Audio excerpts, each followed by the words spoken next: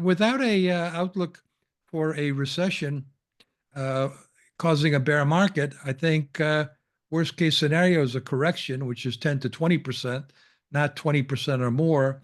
And I don't even think we'll get 10 to 20% because I think earnings are going to be quite good. Um, and so I think we'll have an earnings-led bull market because I don't I think maybe what the Fed just did is taken some of the steam out of the valuation-led bull market.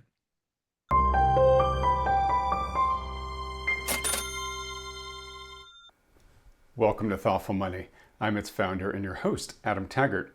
Well, this interview is being recorded the day after the Federal Reserve spooked markets by slowing the expected pace of future rate cuts. The S&P instantly dropped 3% on the news and bond yields spiked. Is this just temporary heartburn as the markets digest the news? Or might this signal that markets have just peaked? For perspective, we're fortunate to be joined by Dr. Ed Yardeni, president of Yardeni Research. Ed, thanks so much for joining us today. Thank you, Adam. All right, Ed. Well, look, a lot of questions for you, but I got to start with the obvious one. Yeah. What just happened? Well, look, I think the market got overbought. Sentiment got overly bullish. There are too many bulls around. And a lot of people were expecting that the Fed would be lowering interest rates at 3, maybe 4 times next year. And the Fed announced that they were cutting by another quarter, that they'd lowered it by 100 basis points, that they lowered the Fed funds rate by 100 basis points to September 18th. And that was getting them closer to what they view as the right level of the interest rate, the neutral rate that would keep the economy growing with full employment and subdued inflation. So I think it was just sentiment was too bullish. From a contrarian perspective, the market was set up for a sell-off, and that's what we've had. And I think now the market's going to focus in on some of the potential negatives up ahead here. Coming out of the election, the perception was that Trump 2.0 on balance will be bullish. But now there's a recognition that it may be easier said than done. In addition to the Fed announcing that they were going to probably cut the 2 instead of 4 next year, instead of cutting 2 by 4 for the federal funds rate, we also had news out of the circus in Washington, D.C., confirming that it's still a circus, which means that they're stumbling over continuing resolution. And if they don't get their act together, the government presumably will shut down. But we've seen these dramas before, and they come up with some way to postpone the problem. Okay, so I want to ask you some questions about one of the quick takes that you publish through your quick take service. The most recent one just came out this morning, is called "Is It Too Late to Panic?" Yeah. And I want to get into that a little bit with you, but let me just sort of set the table first, Ed. So, Sure. You're generally known as a fairly bullish guy, fairly optimistic guy, and that has certainly proven to be the case for the past 2 years as you have been bullish. You've stuck to your guns, so kudos to you. Does this? I mean, the Fed basically delivered on what everybody was expecting. It cut rates by 0.25%.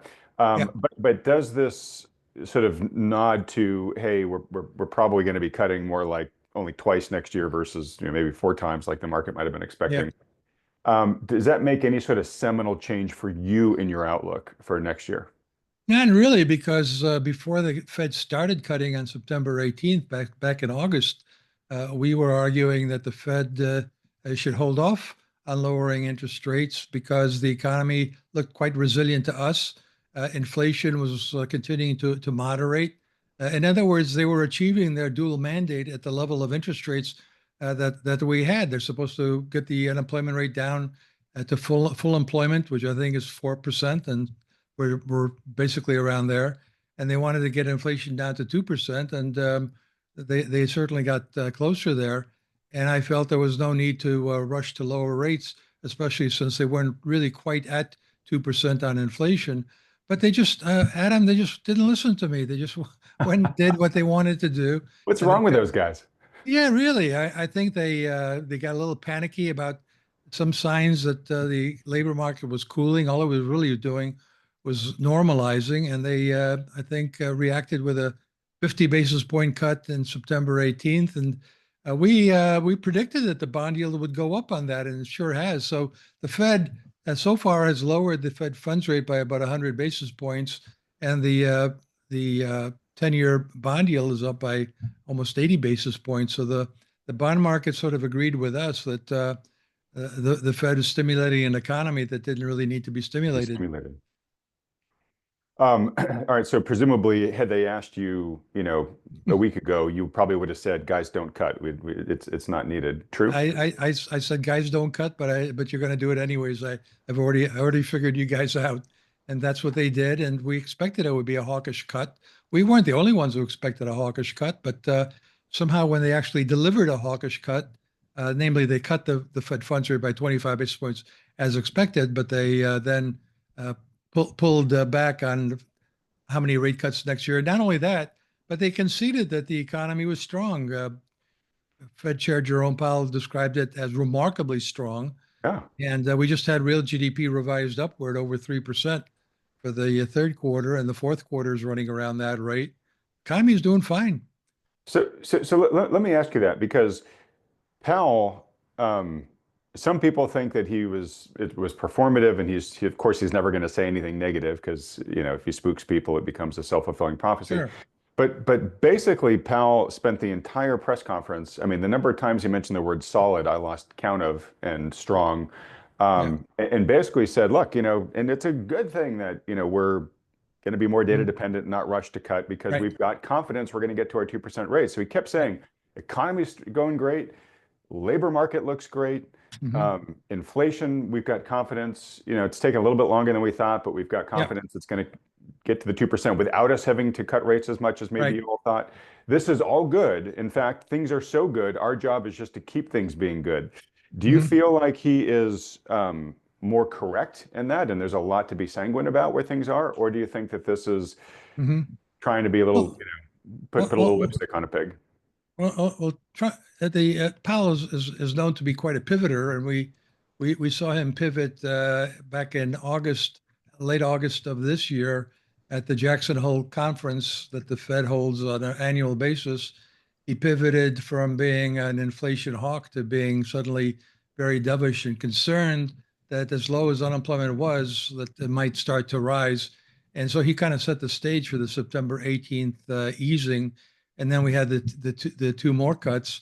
But I think he pivoted again on December 18th when he basically said, well, we kind of have our dual mandate exactly where we want it to be. And so we're going to look at the data again. We're going to be looking at how the economy performs. And yet they're still signaling two more rate cuts. I mean, why signal two more rate cuts? Why signal anything when the economy is doing just fine now? Why not just signal that, maybe current rates are where they should be? But they had this cockamamie idea that there's some sort of mythical neutral interest rate out there that they're still above, that the Fed funds rate is still restrictive. But again, Powell acknowledged that maybe it's a little less restrictive now that the Fed has cut by 100 basis points. But I think they contributed to the melt up that we've seen in recent months in the stock market. And it was to such an extent that sentiment got carried away, and we were overdue for a correction. A correction is a good thing. A perception that it's not necessarily going to be up and away, and that we should really focus on the fundamentals of the economy is better than just having the market go up on valuation. I hate to ask this question, but I just saw it in the news today, and it's maybe just worth getting your opinion on, which is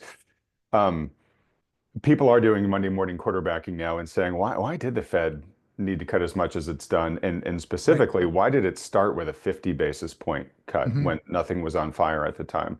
And there are some fingers being pointed that it maybe sort of smells like a political move, where they wanted one particular party to be able to get reelected.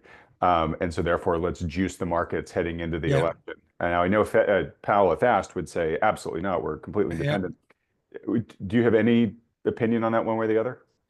I'm willing to sign on the petition saying that there might have been a conspiracy to lower interest rates more than was necessary. I mean, but I don't have to believe that's a conspiracy. It's just been, pretty blatantly obvious that there was no need to do so. And if you're looking for motivation, it certainly could have been political. I think also the Fed has this dual mandate obsession, which they're required to by law. But no, I think a lot of it had to do with this Fed funds rate ID. They actually think it's 3%, and the Fed funds rate is still well above that. So they're kind of signaling that they may have to lower interest rates some more. But there's very precious little evidence that the economy, that the interest rates are restrictive. Stock market until yesterday, record high. NASDAQ record high. Gold, Bitcoin record highs recently. And then, of course, the economy is doing just fine. So I think they just overreacted. But they said, look, if it turns out the economy doesn't need it, we can always back off and start raising rates. They implied as much. But at this point, they're basically implying that they're still going to lower rates, just at a more measured pace, at a slower pace, and more dependent on what the data. And they actually Powell acknowledged that inflation was turning out to be somewhat stickier as we got closer to 2%. It seemed to be becoming harder to get to 2%. And so I think they got carried away and basically announced mission accomplished prematurely. Basically forgot the Pareto principle, right? 80-20 rule. First 80%, 20% of the effort, remaining 20%, 80% of the effort. Yeah. Yeah. All right. Last question on the Fed. So I recorded a reaction video right after the Powell press conference with Axel Merk, who has some ties to folks that have worked at the Fed. And Axel has long been a critic of the Fed for not having a framework, the way that Axel puts it. Axel says, look, they should put together a framework for how they want to conduct monetary policy. They should be clear about the rules, clearly communicate the rules, and then kind of only intervene as the rules define. Right. Instead, he said they just kind of seem to be kind of just making it up as they go along, and it's, well, we'll know it when we see it, and we think, and that basically just maybe makes them even more reactive, right? They've got the probably well-deserved reputation as always being behind the curve, but it just keeps the rest of the world in this, this paroxysm of just constantly guessing what the Fed means or what it might do next, because nobody really knows, because there's not a clearly communicated framework. Do you feel similarly or have a different opinion? Well, I think it's logical to take the position that the Fed should have a predictable framework, but then what should that framework actually be, and how do we all agree on it? And even if we agreed on it, who's to say that things won't change? That will require the framework to be adjusted. So I think they're kind of stuck with the seat of the pants data dependence. It's I think the past few months they kind of got waylaid from focusing on the data and kind of went with their instinct. And when you're data dependent, you could be too dependent on data that's it's going to be revised, or maybe it was just a soft patch and wasn't the beginning of something much weaker. And I think that's the problem they ran into in the summer. Is we had a soft patch, and that they concluded that they had to ease because of that. And then it turned out that the economy was stronger, and the Citigroup Economic Surprise Index surprised to the upside. The labor market surprised to the upside. And then inflation turned out to be stickier to the upside than they had anticipated. So they had to kind of adjust things. But look, I think a lot of their modeling, a lot of their frameworks are based on macroeconomic textbook models, which have proven to be totally irrelevant. Like the Phillips curve model really doesn't work. The Monetarist model really doesn't work. Powell mentioned long and variable lags as a consideration in how monetary policy affects the economy. Well, that doesn't work. So the neutral interest rate, they'll all tell you that they don't know what it is. They're all guessing at what it is. And they'll all tell you that it may not even be constant. It's not like pi in, what's pi, 3.14 and so on in mathematics. There's no reason why one would expect that this neutral rate is constant, especially with the constant changes that occur structurally and cyclically in the economy and the impact of fiscal and monetary policy. I started out my education in college as an engineer and a physicist, and that lasted about a quarter because I didn't have a clue what what that was all about. But I was really intrigued by the Heisenberg uncertainty principle, Hmm. which says if you know where an electron is, you don't know how fast it's going, and if you know how fast it's going, you don't know where it is. And I think one of the implications of the rule is that just the act of trying to observe it changes it. I think it's a fictitious rate. Now all of a sudden they're saying, well, maybe we'll just slow things down and see empirically whether we're close to the neutral rate. And I did the same thing back in the summer, and I said, I think we're there. When the kids are in the back seat and saying, "Are we there yet?" Right. Fed officials were saying that, and the conclusion was, "Well, we're not there yet." And my conclusion, if I was in the front seat with mom and dad and the kids in the back, I said, "We're there." All right. Well, look, I didn't mean to make this so Fed heavy, but That's super fine. interesting. No, I'm really enjoying and valuing hearing your thoughts here. So, I guess just one last thought on this, and then we'll move on to the Sure. markets. So, given all that, Ed, what do you think about the argument of just why don't we just have the market set the interest rate, and the Fed is just there literally as a lender of last resort in case we get into some sort of Mhm. liquidity crisis? I kind of like that idea. I'm very much of an entrepreneurial capitalist. I like the free market solutions better than other solutions. The Fed was created back in 1914, basically to smooth out the credit cycle because farmers needed a lot of credit when it was time to harvest, and we constantly had these credit crises because the money supply wasn't elastic enough, and that's what the Fed was created for. And along the way, somehow or other, macroeconomists took over the Fed. They used to be bankers, but bankers and lawyers, and then it became macroeconomists who were kind of like scientists in a lab and said, "Oh, great, we can experiment with our theories with the real world and see how our theories work." And when they don't work, they revise their theories, but they never give up on their theories. They always just amend them. The Phillips curve is flattened out, whatever that means, or the neutral rate is maybe higher than we thought, whatever that means. So the macroeconomists have kind of taken over, and I'm not that comfortable. I'm a macroeconomist by training, and as a result, I'm not that comfortable with other macroeconomists, running the economy, since I know something about macroeconomics and its weaknesses. So yeah, I think having the market set short-term interest rates would be a good thing. Maybe focusing the Fed just on inflation stability and financial stability would be a good thing. So that's kind of consistent with what the question you asked me is maybe the Fed should just focus on financial stability.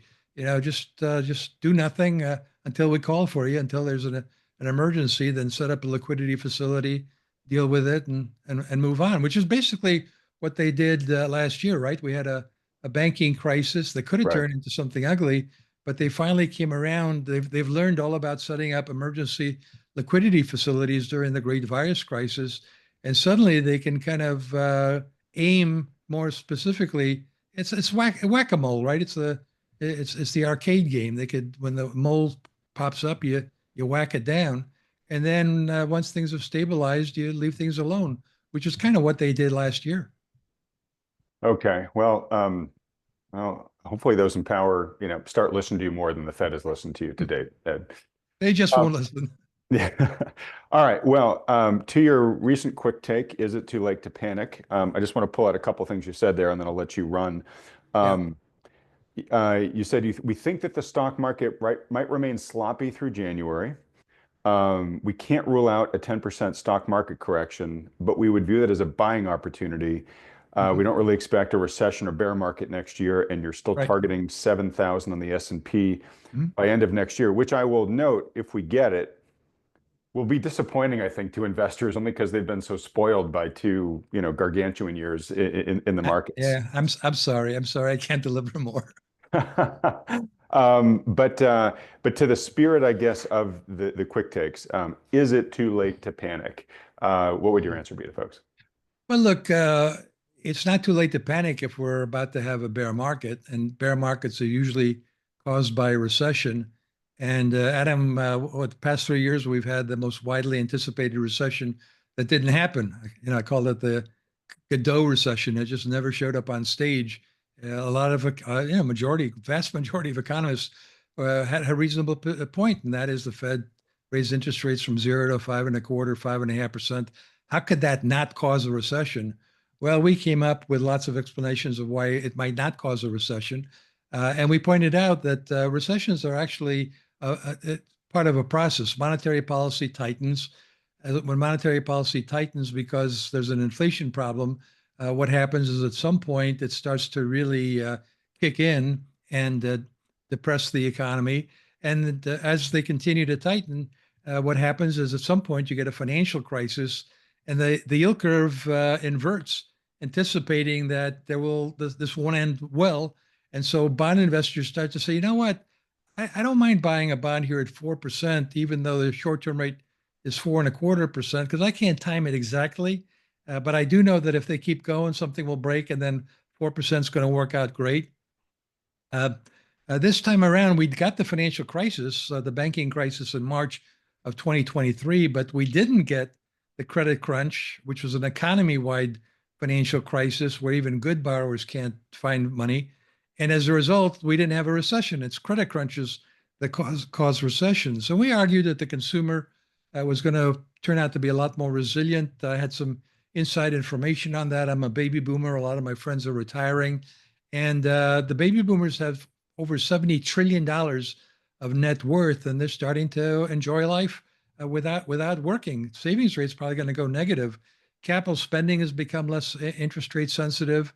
So now that the Fed isn't even thinking about raising rates, but instead is still thinking about lowering rates, I don't think we're going to get a scenario where we're going to get a credit crisis and a credit crunch and a recession.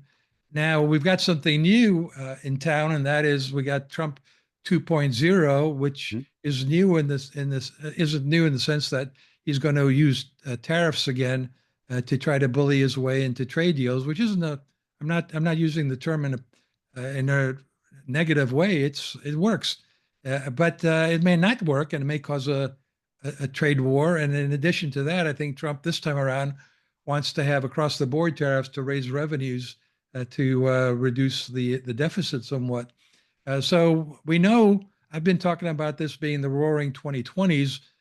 We know the 1920s ended badly because of the Smoot-Hawley tariff in May of 1930, and there is, I guess, that potential situation. I think we'll know whether that's the case or not in the next 3 to 6 months, because Trump's going to move very quickly on the tariff issue.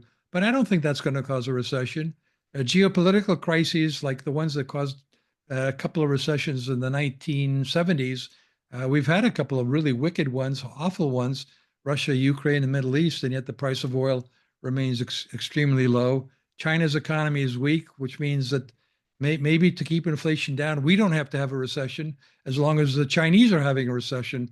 So China is exporting deflation to the rest of the world. So yeah, without a outlook for a recession uh, causing a bear market, I think worst case scenario is a correction, which is 10 to 20%, not 20% or more. And I don't even think we'll get 10 to 20% because I think earnings are going to be quite good. Um, and so I think we'll have an earnings-led bull market because I don't I think maybe what the Fed just did is taken some of the steam out of the valuation-led bull market. Okay. Thank you. And I want to pull on that last thread about Sure. an earnings-led bull market. Um, and let me put it in the context of let's go way back in time to yesterday morning, before the Fed spooked everybody. Um, And I should note too that markets are up today, at least at the time we Yeah, started recording this. So we're beginning to recover even some of the loss. So, yesterday morning, almost any valuation metric you could look at, hard not to say that stocks were very richly valued on a correct. historic basis, and by some metrics, the most ever, right? Um, so, you know, one can make the argument, many have, that look, stocks are just priced for perfection. You've got some stocks that seem to be priced Sure, for beyond perfection, right? sure. Even big ones like Apple, trading Yep, at 10 times sales when sales have yep, barely grown in the past 4 years, right? correct. So one could just make the argument, hey, we kind of need a correction, maybe 10 to 20% at some point, Yeah, just to get off of these super high levels. Now, let me pair that with a video that I just released the morning that you and I are recording here with Jesse Felder. He has a chart I'll try to find if I can and put up on the screen here, um, that shows there's a very tight correlation between corporate insider stock selling yep. and where earnings of companies go in the next, I can't remember exactly when, but let's say roughly year-ish, right? Yeah. And looking at where corporate sales have been, they have been elevated for a while, and right now are at one of the highest periods in the Mhm. past bunch of decades, which portends, if the correlation holds, that corporate earnings are going to be coming down and will be disappointing versus current earnings expectations. Mhm. So I want to mention those two, super high valuations plus the Yeah, trajectory of corporate inside selling sure. and its impact on earnings versus your expectation that, oh, I think we're Right. actually going to have a bullish earnings Yeah. bull market going forward. Look at them, you can always come up with one chart that's bullish and another chart that's bearish. Sure. I think the important thing is to come up with all the charts and put them in column A, column B, and then make some decisions about what you think the probabilities are, and that's what we do. We try to maintain a subjective probability on three scenarios if we can, if that's a nice clean way to present our work. And so that's what we do. And I think with regards to the valuation and even the earnings outlook and why the market is so rich is the market just got spooked over the past 3 years by a lot of misleading economic indicators, a lot of misleading economists and strategists who were unnecessarily bearish and predicted that there was going to be a recession. Even Jamie Dimon back in at Yeah. the spring of 2022 was saying Economic hurricane. everything looks good now, but a hurricane's coming, and he kept that up. And this guy's pretty influential, and you would think that given his position, he would know a lot about what the economy is doing, but actually turned out he didn't.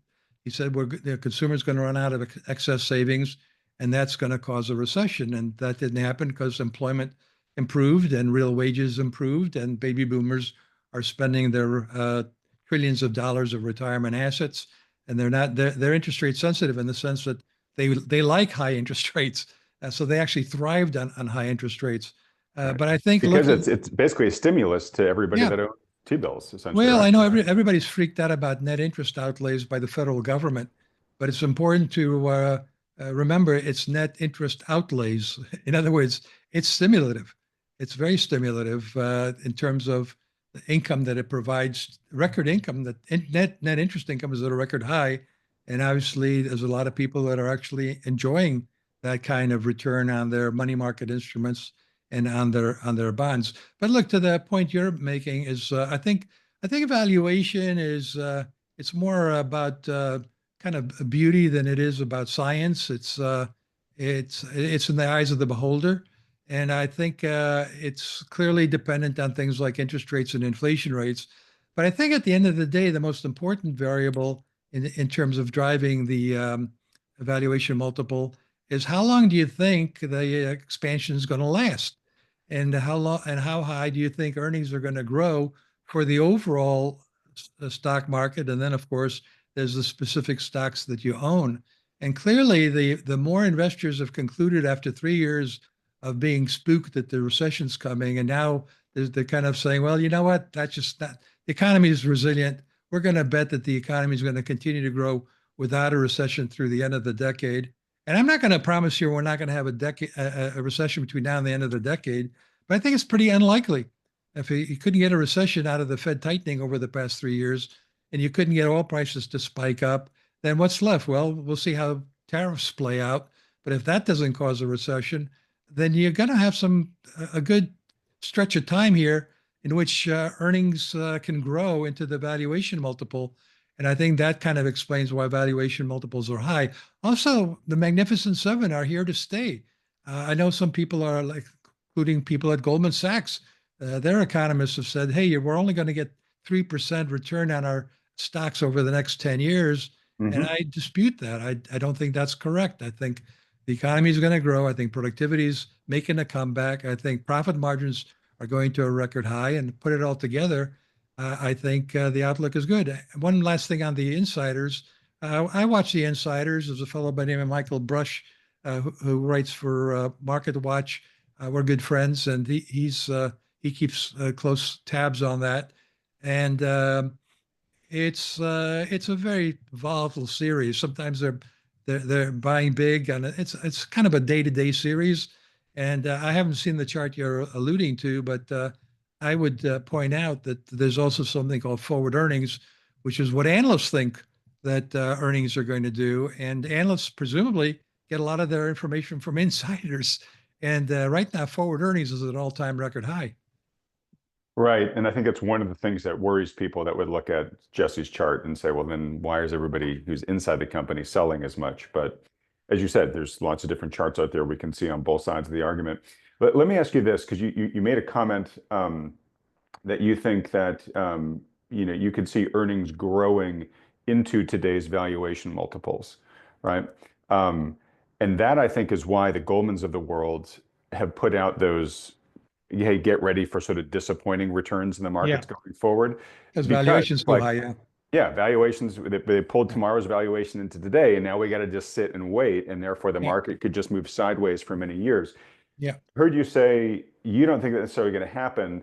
And if I understand you correctly, it's because you think profit margins are going to still go higher. And if profit margins still go higher, then okay, I can see that argument being made. Hmm. I should note profit margins are kind of at all-time highs right now. They are. Uh, Yeah.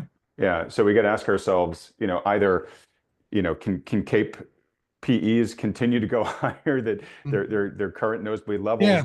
And I guess they can if profit margins keep growing. Well, I'm certainly not rooting for or predicting the valuation multiples are going to go much higher. I'm hoping they just kind of stay here, and instead of having a combination of a earnings led and valuation led bull market, that from here on it's an earnings led, because if valuation keeps going up, it's a melt up, and melt ups are followed by meltdowns. Right. And everybody knee jerk remembers 1999 and 2000. It doesn't have to be exactly like that. It could be a significant correction, meltdown that lasts a few weeks, a few months, and it would probably be a buying opportunity because it would correct the overvaluation that people are concerned about. And meanwhile, they'd see that the earnings picture still looks pretty bright. And so I think at the end of the day, the market is going to be held up by its earnings. Earnings are real, and valuation is unreal. It's valuation. It's air. It's what people believe that stocks are worth. Uh, if they believe in the earnings outlook, and if they think the earnings outlook is going to be sustainable for a while. I happen to side with the optimists that the economy is going to continue to grow, that earnings are going to continue to grow, and probably that the economy will grow at a faster pace because of productivity thanks to technological innovations. Look, I'm a big believer. We're in the future. It's 2025. I was around in 2020, and if we talked about the future, we'd say, well, what do you think 2025 is going to look like?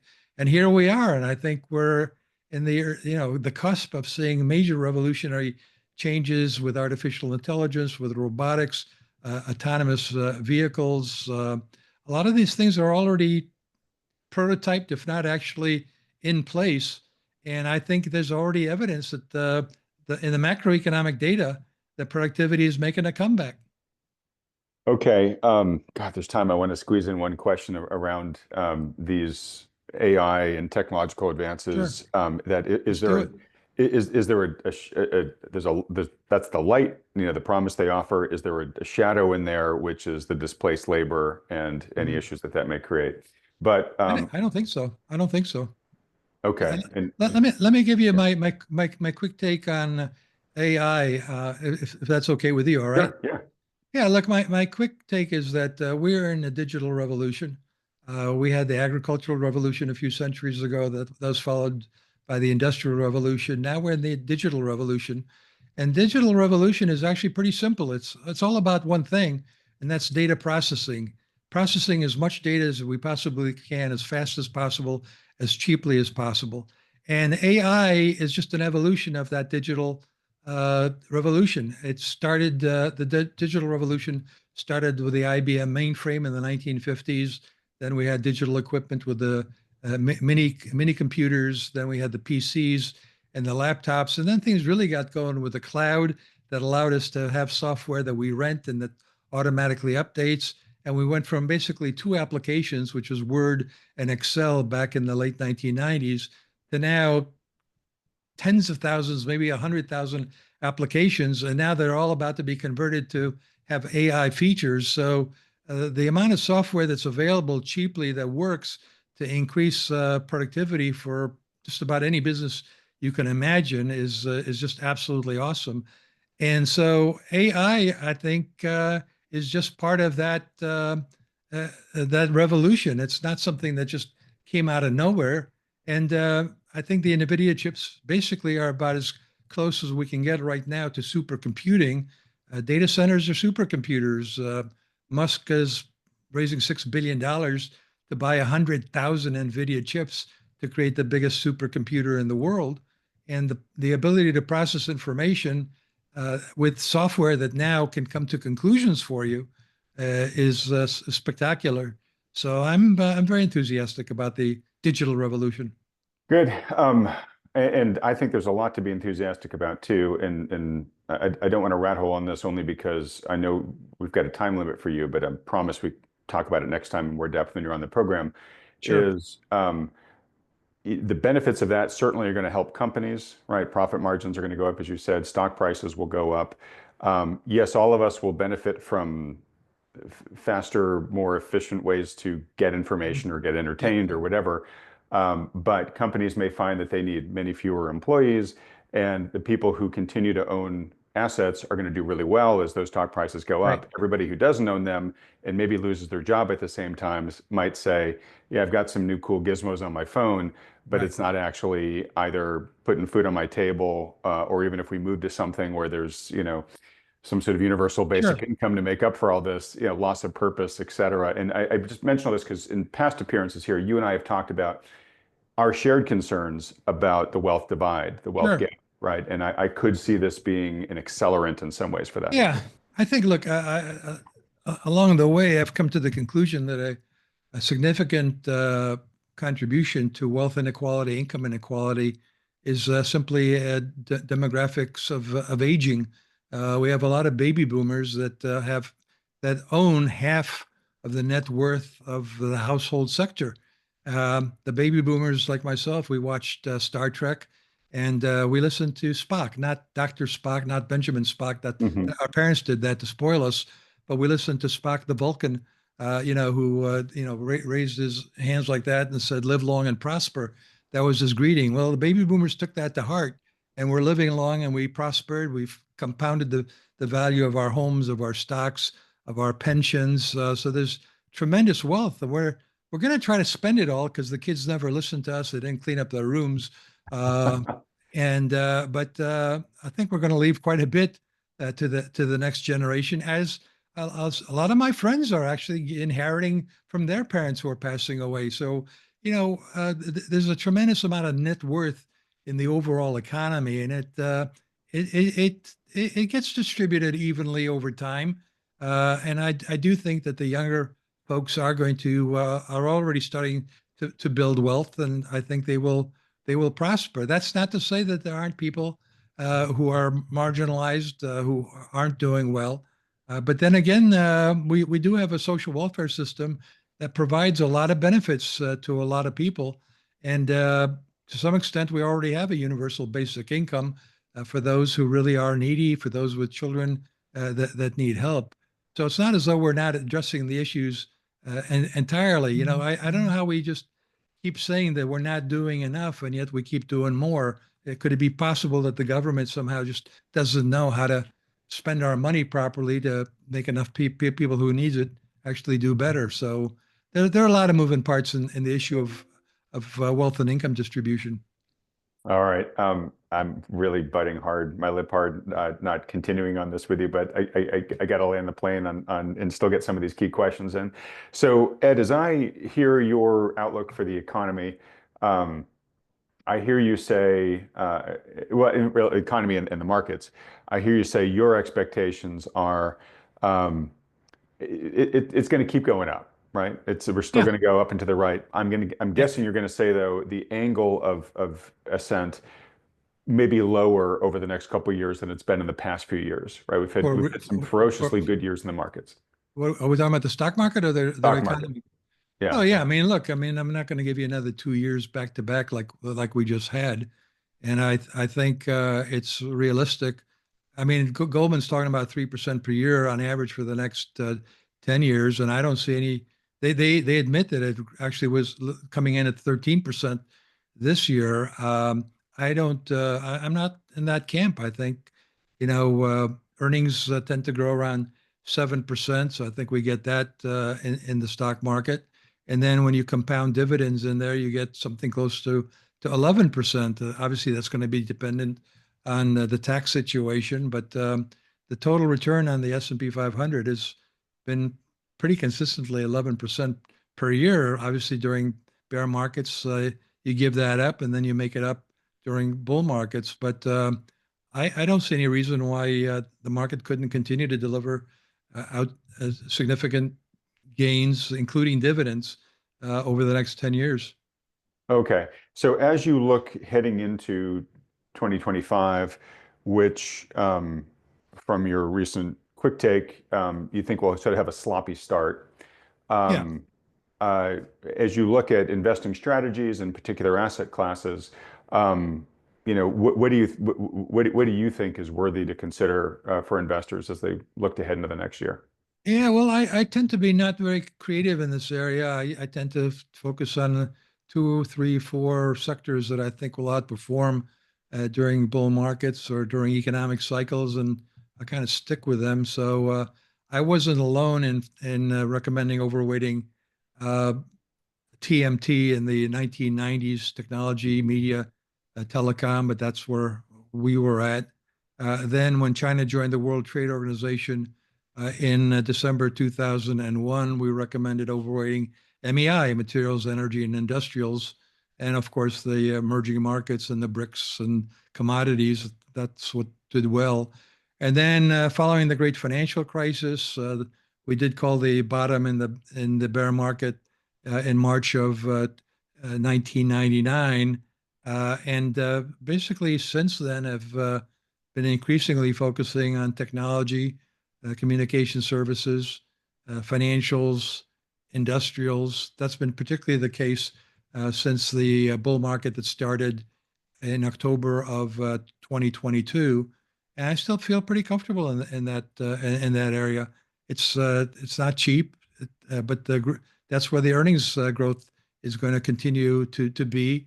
It's hard to really get excited about uh, energy and materials since it looks like China is going to be a fairly weak economy for quite some time. Europe doesn't look particularly strong.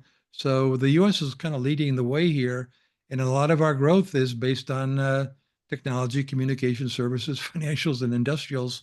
So we'd stick with that. We would stick with the Magnificent Seven. We'd broaden out to the not so magnificent or potentially magnificent S&P 493.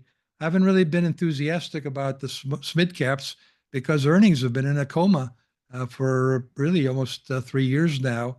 And maybe it's because the really good SMID cap companies get taken out by the large cap companies.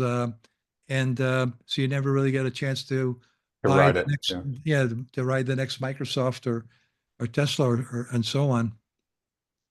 All right, just on energy, just a few minutes ago, you talked about how bullish you are in AI and how the AI race is going to be basically dependent upon, who can build it most fastly and cheapest, and Yeah. cheap energy will be a big input into that.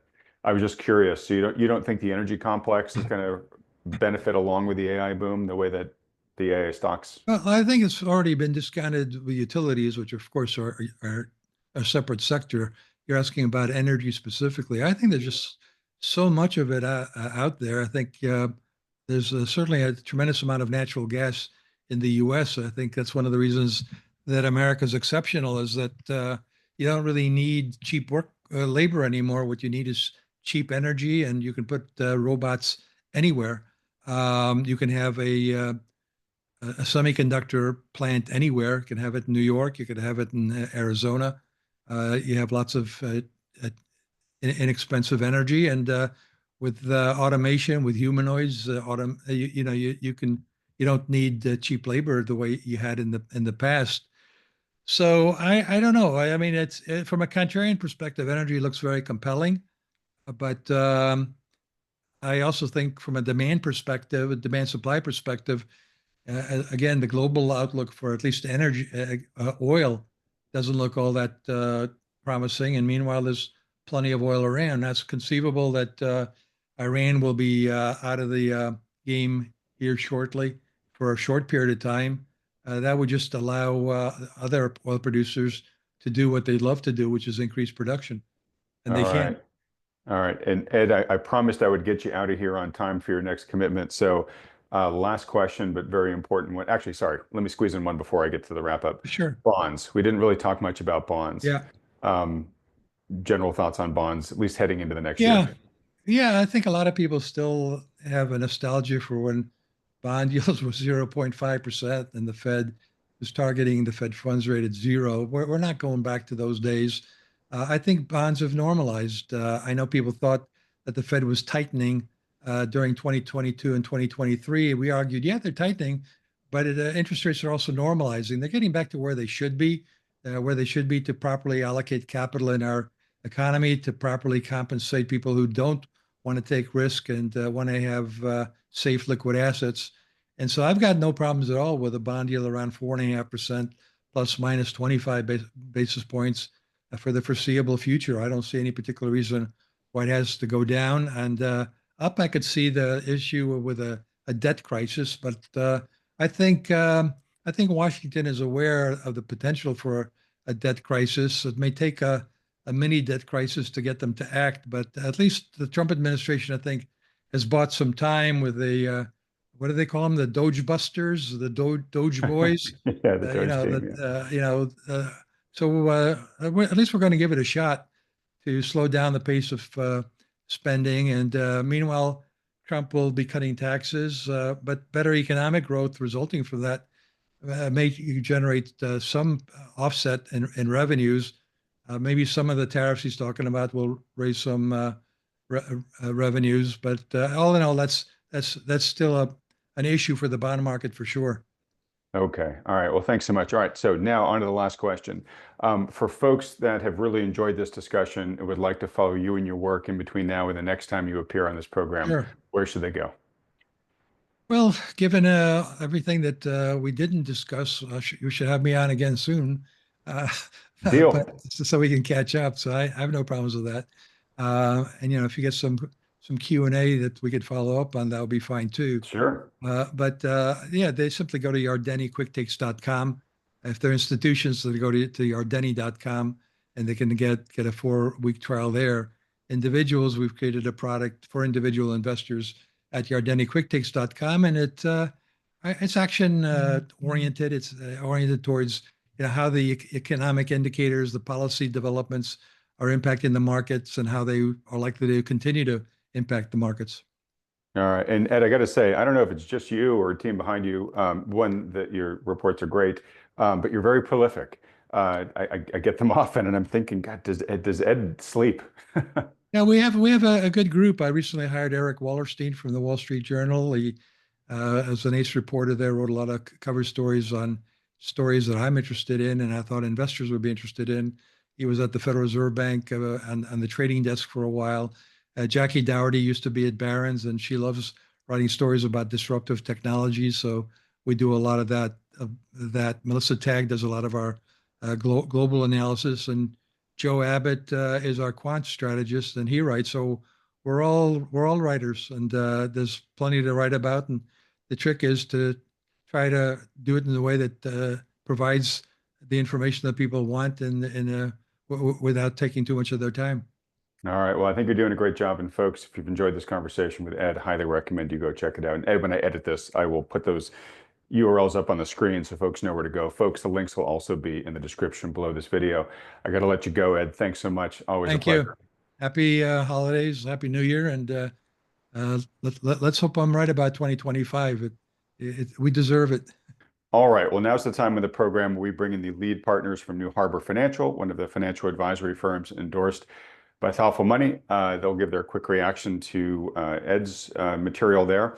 And then I'm going to dig into them, basically their thoughts on yesterday's market action and how much of the game they think that has changed, if any. I'm joined as usual by lead partners John Lodra and Mike Preston. Guys, thanks so much for joining me. Mike, why don't we start with you? Love to hear your key takeaways from the discussion with Ed. And I'm going to guess, while I'm sure there are many comments Ed made that you agree with, that I can already sense there might be a few points of differentiation. Curious to hear what those might be. Yeah, we enjoyed the conversation like usual, and there's much of what Ed said that we do agree with, but there's also some that we disagree with, and maybe even more so than normal with with most of your guests. It's probably because Ed is fairly bullish here, and I think that overall we are somewhat bearish. Maybe we are bullish on a very short time frame, but I think we're pretty cautious on the next year. And it's just a couple of things that he talked about here that I guess I'll point out. He's right. We did enter this Fed meeting overbought, over bullish. And, of course, it was a bit of a surprise yesterday that we're going to talk about in just a minute. And I think that Ed views this pullback that we saw yesterday in the market of about 3% as an opportunity. We view it less so as an opportunity. We came into yesterday with a fairly low equity allocation. Actually, we increased our hedges in our allocation. We're around 43 to 45% equities, not including gold mining stocks in our model right now. And we had actually inched up a few percent over the last few weeks. Maybe that was bad timing. I don't know. We'll see. We did that because we started to see a strengthening in our indicators. But in the last few days, we saw a weakening in our indicators again. So we actually increased our S&P put hedge. It's an S&P January 5800 put. We went from 15 to 20% yesterday morning, I guess as luck would have it, just before the Fed meeting. So we did that. So we share some of the same concerns. But Ed, I don't think shares the concerns about next year like we do. We do see a large market correction. We think it's likely that this market corrects by more than 50%. We do see something like a recession or at least an economic surprise.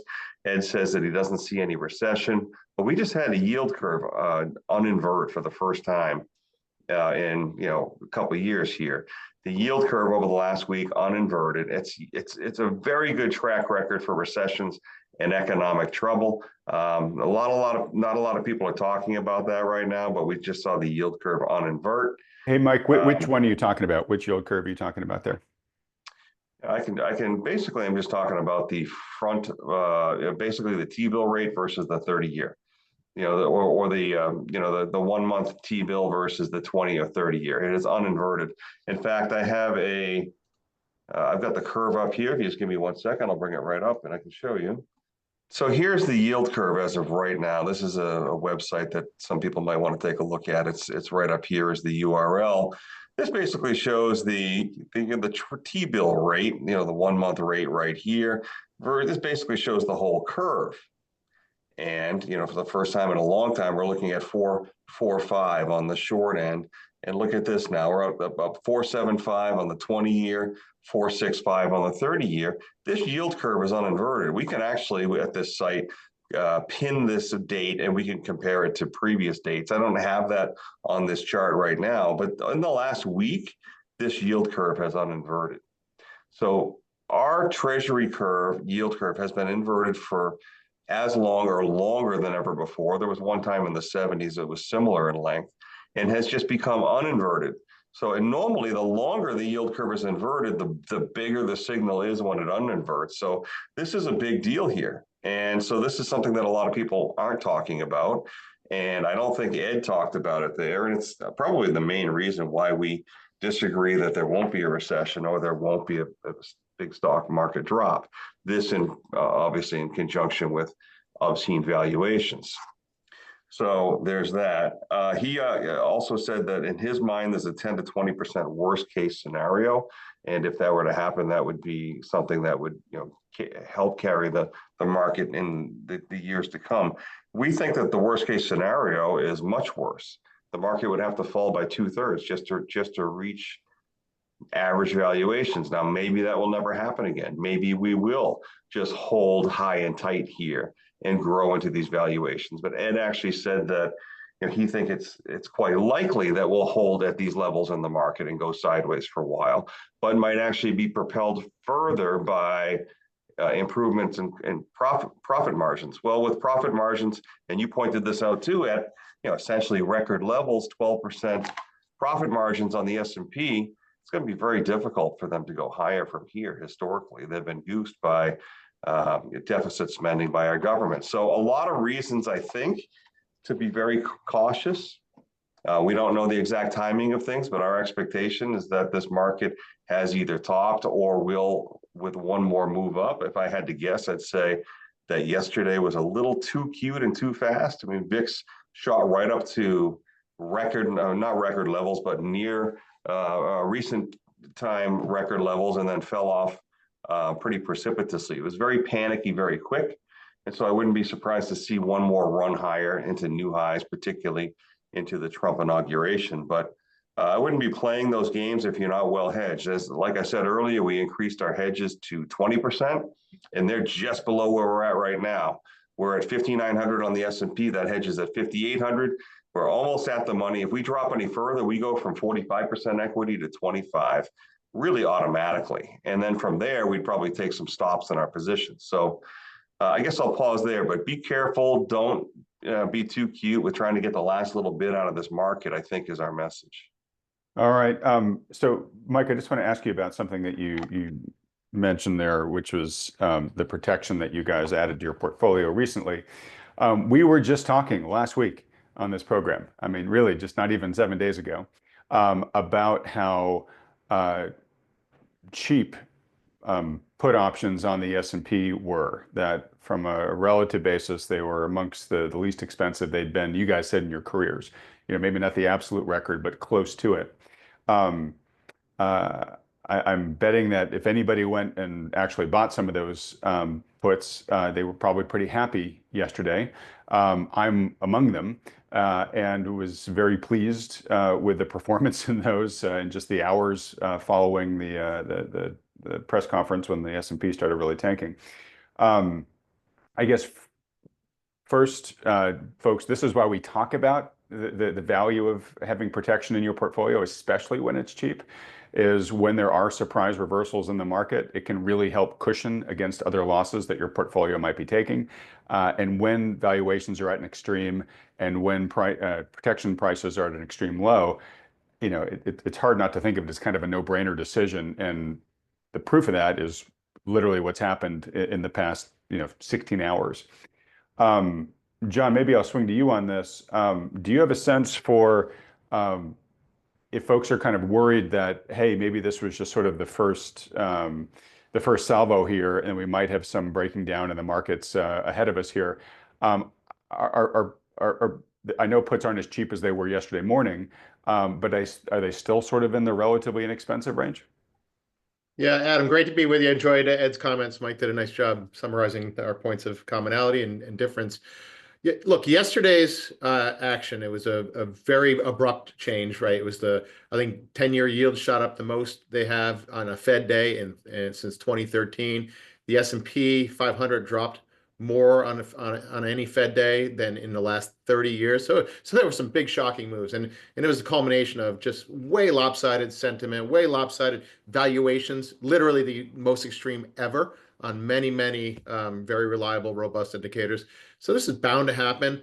And we don't want to caution, we want to caution people not to kind of panic or have knee-jerk reactions. But what you won't hear us say is do nothing. Most of our peers in the industry would say, "Oh, don't worry, you have a financial plan.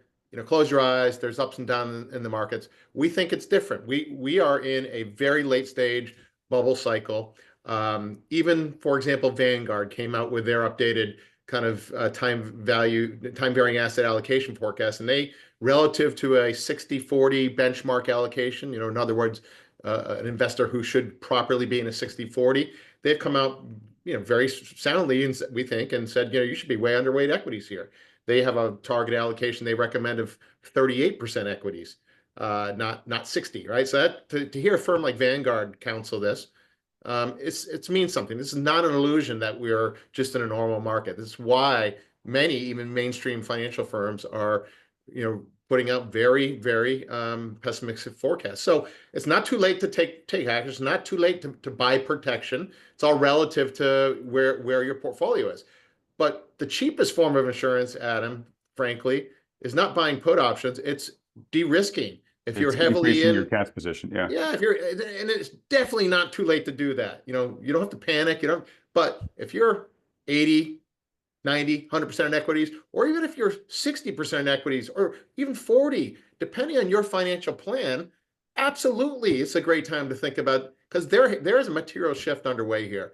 The sentiment is just off the charts. I'd like to share a couple of kind of articles I came across. I was putting together a video for our channel that will air later this week. I did it earlier this week, so this is pre-Fed. But if I could just share my screen here, this is what the headlines look like just a couple of days ago. This is from Barron's, and it says stocks could gain another 20% in 2025. Embrace the bubble. They're saying the quiet part out loud, and they literally mock that Wall Street has forecasts that are too tepid. Tepid, it means lackluster, lukewarm. Come on. I mean, it's almost like a taunting of the extreme sentiment.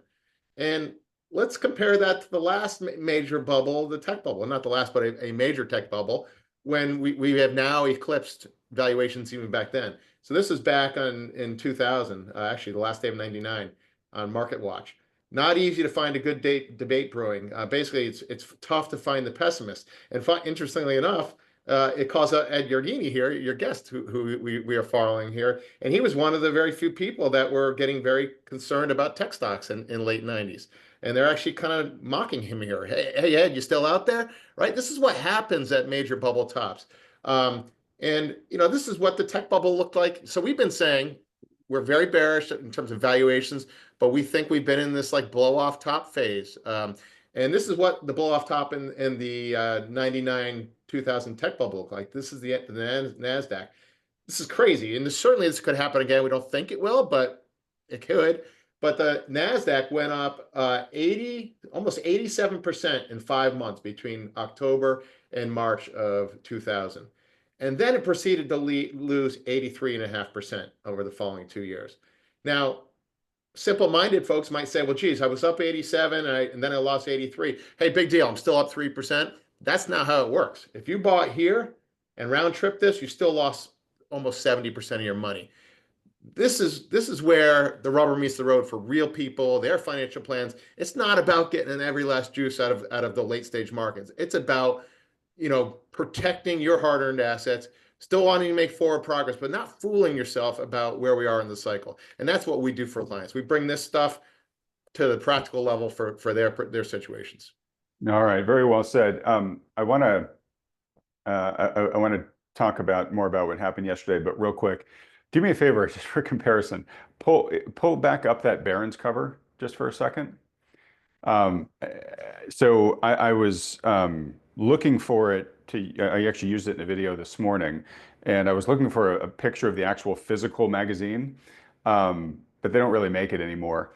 So looks like you took this screenshot a little while ago, John, right? Stocks could gain another 20% in 2025, embrace the bubble. All right, I'm going to stop your sharing, and I'm now going to share my screen. So, because we live in the digital era, things can be changed at a moment's notice. Here is that article on Barron's website right now as we're talking, the day after the market correction. Why the stock market could gain another 20% in 2025. Notice they removed the embrace the bubble part. So they're already sort of trying to creep back from It's all that about headline. entertainment. It's all about eyeballs. It's not about sound advice. That's the truth. Yeah. All right. And this is, again, folks, what we always say, you shouldn't invest by the headlines. Okay. So, John, you said, if I took notes correctly, we saw shocking moves in the market yesterday, right? We saw the S&P sell off 3%, uh, small caps and NASDAQ even more. We had a big jump in bond yields. And what's interesting to me is Jerome Powell basically did everything that he said he was going to do, right? He came out there, the Federal Reserve reduced rates by 25 basis points as the market expected.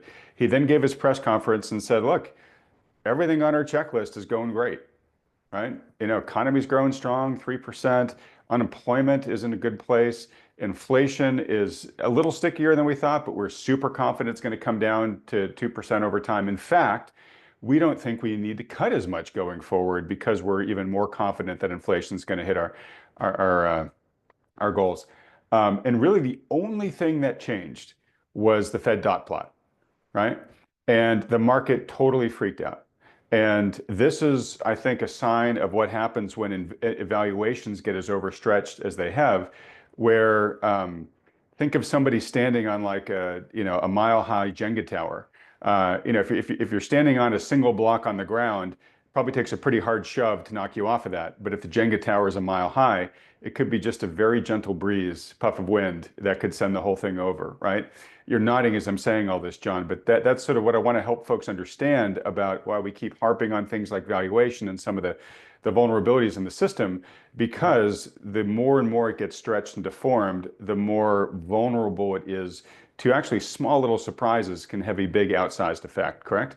Yeah, Adam, absolutely. And I nod to Yardeni and actually Tom Honig, who you've had on. Basically, this whole new regime of how the Fed operates, instead of policy-based rules, they've got forward guidance, which is basically hot air. You know, they've always been job owners, but the market has been in this constant game of chicken with the Fed on this forward guidance. You look over the last year or two, what the Fed has said and what the market has taken have been constantly at a tug of war with each other. So the Fed yesterday said we only foresee cutting twice in the coming year. Right now, the Fed funds futures only show one cut, a quarter basis point next year, as the central most likely scenario. So in 3 months, we went from the terminal rate target market expected rate for 2025 at 3%. Now it's at 4%. So a full percentage point raised by the market in terms of their expectations. So there's this constant dance between the market and Fed, and the market basically hasn't believed the Fed at all along the way. At all. Let me just interject because I want you to react to this, because I brought this up a lot over the past year and a half or so. It hasn't mattered. The market has had to blink every time, right? The Fed, for a long time, higher for longer, higher for longer. Every time the market was like, nope, we think you're going to pivot now, and the Fed would come out and disappoint the market. But it hasn't mattered, right?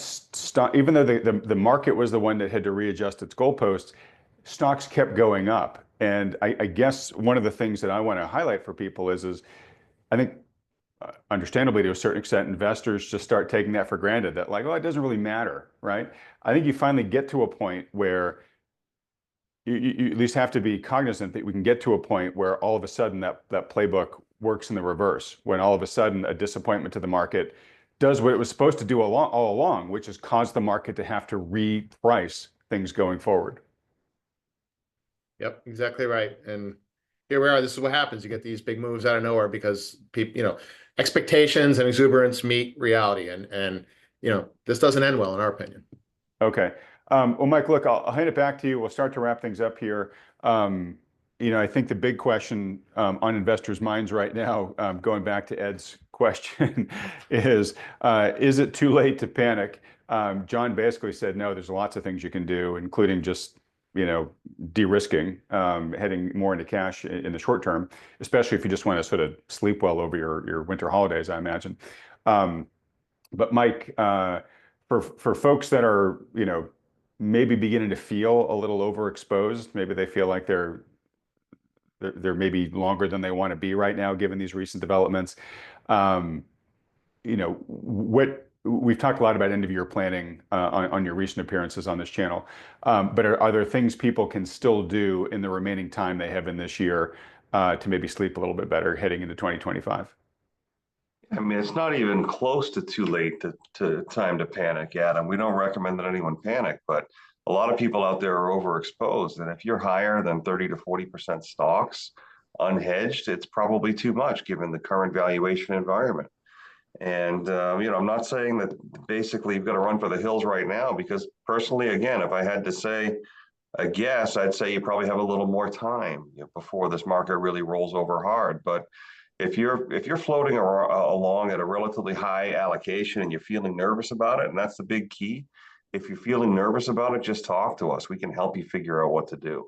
And that could be as simple as John said earlier, selling down, but it could also be hedging and that kind of thing. So look, this thing's not going to go in a straight line. Once the market tops and really decides to go down in earnest, it's gonna have, if history's any guide, it's gonna have a long time going down. It's gonna be a bear market that could last a while. And the hardest thing to do is to sell in a down market. And so if you don't readjust now or think about putting hedges in place, it's really, really hard, very hard to do psychologically to sell on the way down. And so most people simply won't. They'll just hold whatever allocation they have all the way to the bottom. Hopefully they won't sell at the bottom, but some of them will, because that's what we do as human beings. And so, we're here to help you through this confusion. It's a really confusing time. The Fed has made it that way through all of this interventionist monetary policy. And so things are somewhat disconnected from reality. And it has caused a great wealth divide, I think. And to that extent, I'm not sure I agree with the fact that Ed said something about, wealth inequality isn't really because of monetary policy or not because of the Fed. It's because of demographics. And that I think he also said, it eventually will be distributed evenly. I'm not so sure that's the case. I mean, we're living through this time of extremes, and I don't think that's the case. And so, for the average person out there, be careful. And a lot of people are very nervous, and they're just reaching out to us and wanting to talk. I think that they want to feel like, some connection with reality, because they don't know what's real anymore a lot of times in these markets. So, again, it's a long-winded way of saying reach out to us. We're happy to have that conversation with you. We can help you get to a place where you can just kind of sit back and feel better about letting things unfold. All right. And folks, I agree with the wisdom of what Mike just said. So obviously, if you've got a good financial advisor, give them a call. If not, find a good one. And I'll mention in a moment if you want to talk to John and Mike and the team at New Harbor or any of the other financial advisors endorsed by Thoughtful Money, how to do that. Before I do that, though, John, I'll give you the last word. Well, I think we covered a lot of bases here. Look, these are the times where our jobs are really special, because it's what do we do here? We help people try to make sense out of this as relates to their situation. And you should always bring it back to your own situation. Don't let the headlines tempt you to take more risk than you feel like you should. Don't let the competition with your neighbors or colleagues kind of guide how you manage your financial affairs. Do what makes sense for you, and seek out truth, seek out wisdom, not just headlines. We already saw magazine headlines are meant to torch you to do probably the wrong thing at exactly the wrong time. All right. Well, folks, look, if you enjoyed this interview with Ed, and again, for those of you who have been asking me very frequently, hey, bring some more bulls onto the program. Hopefully you got your fix today. But if you'd like to see Ed come back on early in 2025 and continue the discussion with us, please let him know by hitting the like button and then clicking the subscribe button below, as well as that little bell icon right next to it. To Mike's point, if you want some help in figuring out how to better understand what reality is and hopefully position your portfolio better for it, highly recommend that you reach out to a financial advisor who is a good quality professional, but also understands all the macro issues that we've been talking about here. If you've got a good one, great, continue working with them. But if not, or you'd like a second opinion from one who meets those criteria, then consider scheduling a free consultation with one of the financial advisors endorsed by Thoughtful Money. To do that, just go to thoughtfulmoney.com. Fill out the short form there. Only takes you a couple of seconds. These consultations are totally free. There's no strings attached. It's just a free public service that these folks offer. And want to underscore what Mike and John have said is that, hey, you still have time in 2024, not only to smartly position yourself for next year, but to do a lot of the year-end planning that we've talked about in previous videos here. Act soon. Don't wait until December 31st to try to squeeze it in, because then it actually might be too late to get everything all done. John and Mike, guys, thanks so much again. Really appreciate you being here for yet another week. Everybody else, thanks so much for watching.